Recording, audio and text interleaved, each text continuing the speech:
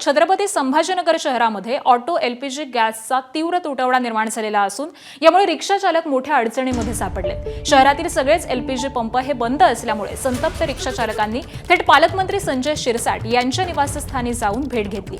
मात्र यावरून अजून देखील तोडगा न निघाल्यामुळे आजपासून रिक्षा चालक हे चक्काजाम आंदोलन करणार आहेत। ऑटो रिक्षासाठी लागणारा एलपीजी गॅस दर हा 61 रुपयांवरून 90 रुपयांपर्यंत गेल्यामुळे वाहतूक सेवेच्या वतीनं आज क्रांती चौक ते जिल्हाधिकारी कार्यालय इथपर्यंत चक्काजाम आंदोलन हे करण्यात येणार आहे। यामध्ये मोठ्या प्रमाणावरती रिक्षा चालक संघटना या सहभागी होणार आहेत। एबीपी माझा, उघडा डोळे बघा नीट।